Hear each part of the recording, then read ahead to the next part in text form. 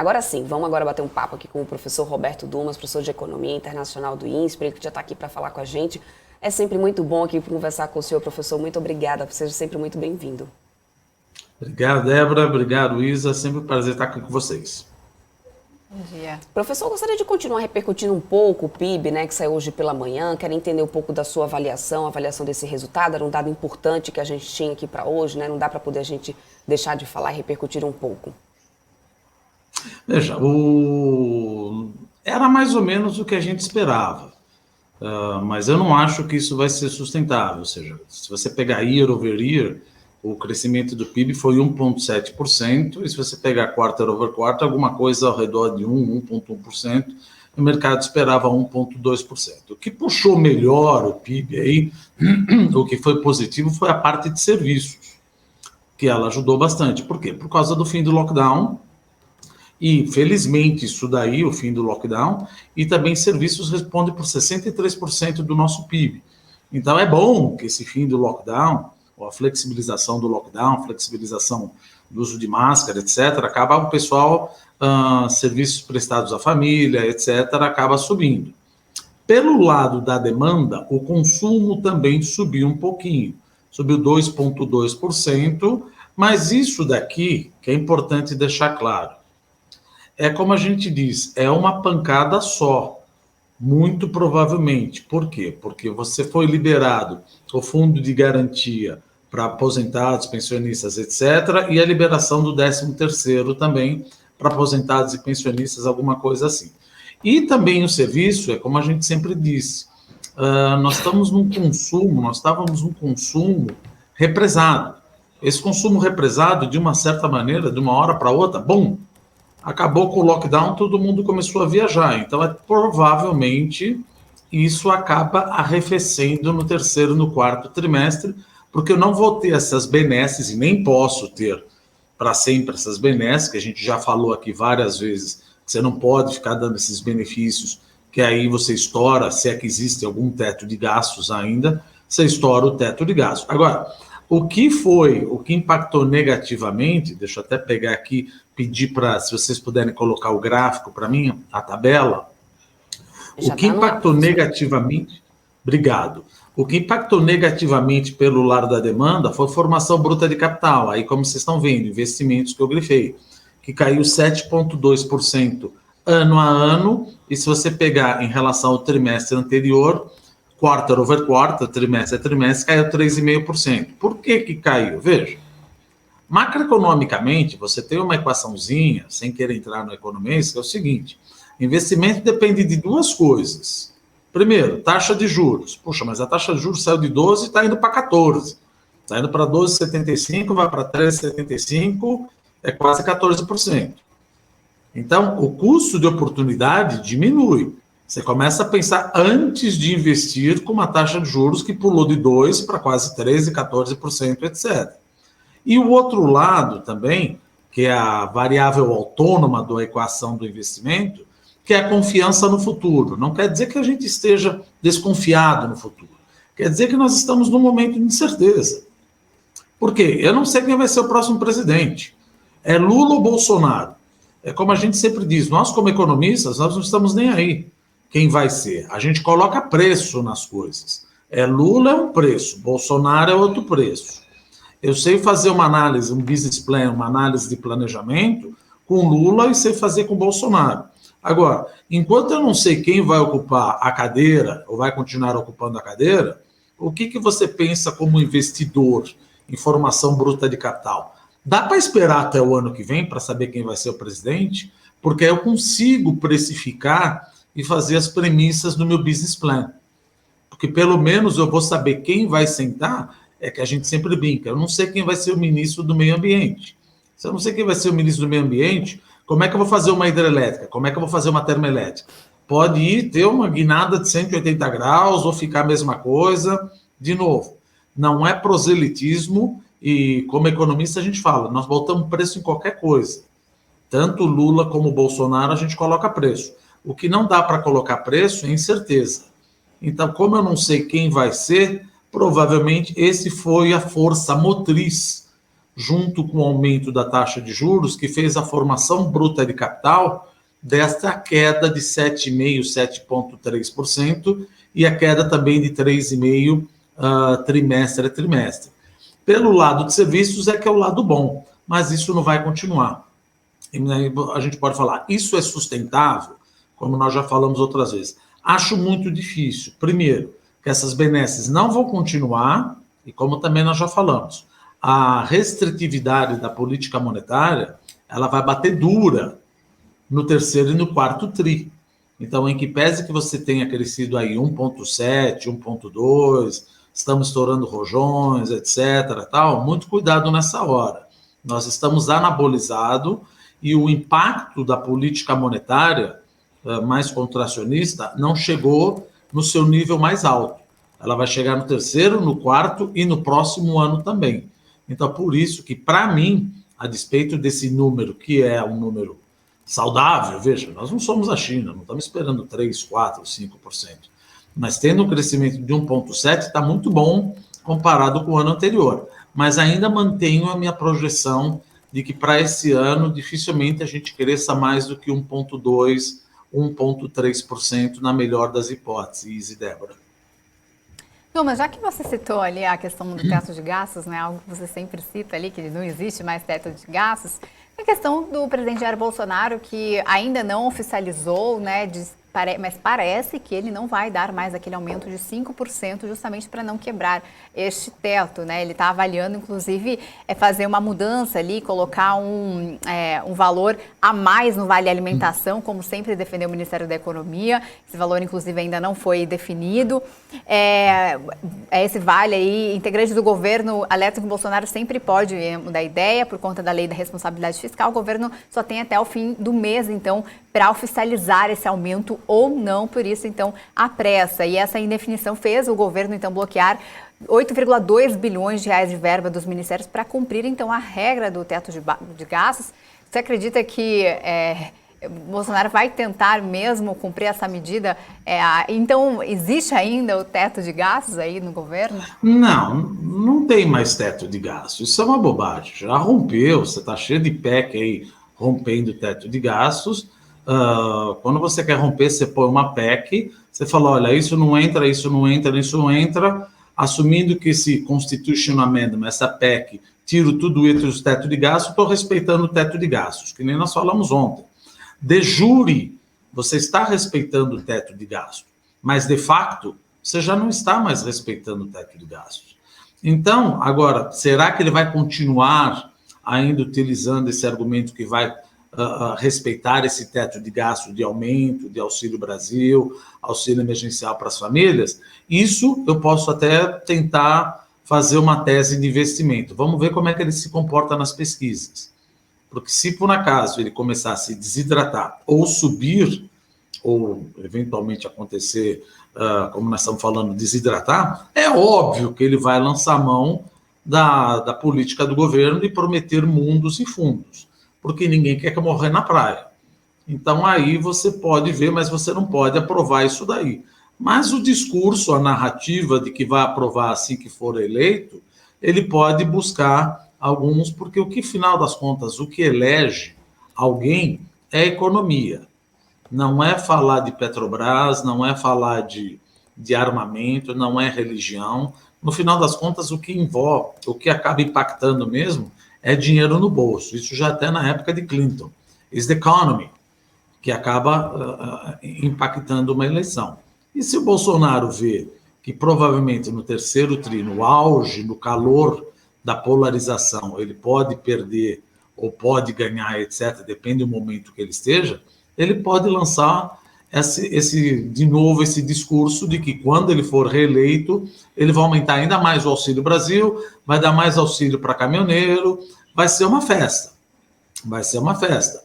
O que eu acho bom, todo mundo gosta de festa, mas para fazer uma festa você precisa de dinheiro.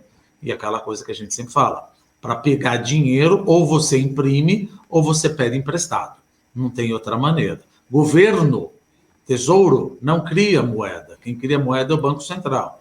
E o Banco Central, nós não temos essa relação promíscua que a Argentina tem entre o Banco Central e o Tesouro. que é simplesmente imprimir moeda cada vez que o Tesouro quer aumentar o pagamento. Isso é altamente inflacionário. Por outro lado, pedir mais dinheiro para a população acaba no velho esquema do efeito deslocamento. Curva de juros sobe mais e isso não adianta nada. Então, a resposta, direto ao ponto. Vamos ver como ele se comporta nas eleições. Se ele continuar ou aumentar a distância entre Lula e Bolsonaro, é óbvio que qualquer, não estou falando Bolsonaro, mas qualquer candidato à reeleição vai usar da máquina pública ou vai usar do seu poder de fazer política fiscal expansionista, prometendo mundos e fundos. Assim como o Lula também está fazendo. Mas o Lula não está no poder ainda. Então, quem está no poder pode prometer isso e, antecipadamente, a gente já mexe na curva de juros de uma maneira a afetar os investimentos. Que, aliás, é por causa disso que não só os juros do Banco Central, mas a curva de juros dando uma estipada, dando uma inclinação positiva, é que os investimentos acabam caindo. Ou seja, está aí o nosso resultado. Os juros, além de subir, subiu também na ponta longa. Sobe na ponta longa, o cara que vai investir para 3, 5 anos, o custo de oportunidade dele, ele vai ver quanto que está a taxa de juros de 3 para 5 anos. Se ela está muito alta, ele fala, cara, eu prefiro ficar sentado em casa, comprando government bonds, títulos públicos, ao investir no meu negócio. Então, taxa de juros é bom, ela controla a inflação. Só que ela é uma conta, ela tem um impacto negativo na formação bruta de capital. Junte-se a isso, que nós falamos, com a incerteza de quem vai ser o presidente, pensando não como economista, pensando como empresário. Veja, não sei quem vai ser o presidente. E a taxa de juros está subindo, por que diabos eu vou fazer investimento na minha expansão da minha... Posso fazer investimento para recuperar a depreciação acumulada. Mas por que diabos eu vou fazer um bruto no investimento, expandir minha capacidade produtiva, se a taxa de juros está subindo, vai cair eventualmente no ano que vem, ou no próximo ano, vamos ver o que acontece, e eu ainda não, eu tenho a incerteza de quem vai ocupar a cadeira do Planalto. Então, como empresário, como empreendedor, eu pensaria dessa forma. Vamos esperar o ano que vem. Vamos esperar até outubro, novembro e ver quem vai ser o presidente e vamos esperar cair um pouco a taxa de juros. Por enquanto, não é interessante fazer investimento. Eu preciso, no mínimo, algo que me renda 14% mais o prêmio de risco. Puxa, você precisa de um belo de um projeto para ter isso, né? Uhum. Agora, Domas, nessa quarta-feira também, né, a China lançou um pacote de 120 bilhões de dólares, né, para recuperar a economia pós-flexibilização do lockdown. Esse montante vai ser destinado para investimentos em infraestrutura? Quais outros setores serão beneficiados com esse pacote? Veja, isso já era esperado, né? Porque até nós já falamos aqui. Toda vez que você tem uma crise no mundo, a China acaba estimulando investimento em infraestrutura ou ativos imobiliários. Ativos imobiliários não é o caso agora, por causa da Evergrande. Mas infraestrutura sempre foi a chave mestre quando você está com algum problema, como aconteceu em 2008, o que o governo faz? Ele liga para os principais bancos chineses e fala, olha, vamos emprestar para os governos locais para fazer obra de infraestrutura. Aconteceu isso em 2020 com o Covid. Está acontecendo isso de novo em 2022. Aonde que isso a gente quer chegar? Primeiro, você tem um ponto negativo aí. Por que um ponto negativo? Porque o Wen Jiabao, o primeiro-ministro antecedente do Keqiang, que é o vice do Xi Jinping, já dizia, a economia chinesa é instável, descoordenada e desbalanceada. A economia chinesa precisa virar mais para consumo. Ou seja, consumo, o que eu quero dizer? Não estou dizendo que o chinês não consome. Ele consome muito, mas ele produz muito ao quadrado. Por isso que ele tem esse déficit, esse superávit nas contas externas. O governo chinês, ele quer diminuir esse superávit aumentando o consumo interno. Só que cada vez que ele faz essas políticas, ele aumenta a capacidade produtiva mais ainda e acaba fazendo o quê? O que a gente chama Incremental Capital Output Ratio, que em inglês ou em português significa o seguinte: quanto maior é a relação investimento pela variação do PIB. Você está aumentando o investimento, cada vez mais, mas está gerando menos PIB. Isso vai bater na saúde dos bancos. Você está falando que vai ter uma crise bancária? Não, longe disso. A conta capital é fechada. Mas a população vai ser obrigada a sofrer uma repressão financeira, recebendo uma taxa de juros abaixo da taxa de juros de mercado, para limpar os vindouros créditos podres que certamente virão após esse investimento em infraestrutura. Por quê? A China precisa tanto de infraestrutura assim? Não, a China não precisa tanto de infraestrutura assim. Mas é a única maneira de você garantir algum crescimento econômico. Veja, nós já estamos em junho. Abril, maio, você teve uma contração na atividade econômica. Então, a única maneira de você garantir algum crescimento econômico de pelo menos 3,5%, e isso é absolutamente crucial que ocorra, porque nesse ano você tem a reeleição, eu sempre falo, do Xi Jinping por terceiro mandato. Então, não ficaria nada bem geopoliticamente, politicamente e economicamente você ser reeleito no momento onde crescimentos chineses da ordem de 5%, 6% ou 7%, você chegar a crescer 2%, 2,5%. Então, o que a gente fala? Toca pau em infraestrutura. Você acaba fazendo obras eventualmente desnecessárias. Por isso que o investimento sobe, a alavancagem dos governos locais aumenta, você está desbalanceando mais ainda a economia chinesa. Mas paciência, eles precisam isso para legitimar o governo do Partido Comunista Chinês. É uma ditadura. Uma ditadura você só se garante com crescimento econômico e com menor nível de desemprego. Então isso daí, apesar de não ser benéfico, entre aspas, para o modelo de crescimento econômico, para a mudança de modelo de crescimento econômico chinês, ele é benéfico, que nem você acabou de falar, Débora, ele é benéfico para o minério de ferro. Porque se eu quero continuar a investir cada vez mais em infraestrutura, 120 bilhões de dólares, eu vou precisar de aço, eu vou precisar de minério de ferro. Por isso que você via, de novo, eu não acompanho a ação, mas por isso que você via, assim que foi anunciado uma flexibilização do lockdown na China, você via que empresas de mineradoras e produtoras de aço, de siderurgia, começaram a subir, porque ele já entende uma economia chinesa. Não adianta eu pedir para o consumidor chinês consumir mais, ele não tem renda. Não adianta eu forçar a minha exportação. Eu estou com um porto fechado e eu não posso obrigar o mundo a comprar mais coisas. Então, o que eu faço? Lanço o terceiro motor, investimento.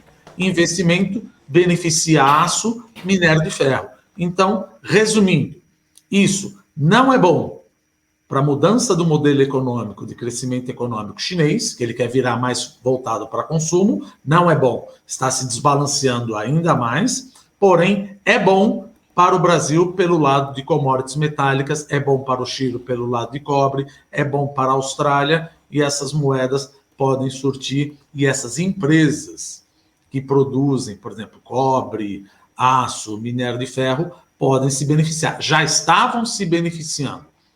Veja, eu não sou analista de ação, eu não sei se já anteciparam isso, mas isso já era esperado. Que sempre quando você tem uma crise no meio do caminho, que nem nós falamos, a China solta, abre o cofre e aumenta investimento em infraestrutura ou real estate. Mas o real estate não é o caso, por enquanto, por causa do problema da Evergrande. Mas provavelmente, se a economia não crescer a contento, certamente Xi Jinping vai começar a querer que haja uma expansão também em ativos imobiliários, além de infraestrutura. Mais um ponto positivo para o nosso minério de ferro e para nossas mineradoras. Ótimo, perfeito. Então, Dumas, eu quero muito aí agradecer a sua participação aqui conosco. É sempre maravilhoso, é sempre uma aula, inclusive. Né? E, claro, já te esperamos aqui semana que vem. Muito obrigada, até lá. Estarei. Obrigado, gente. Bom final de semana.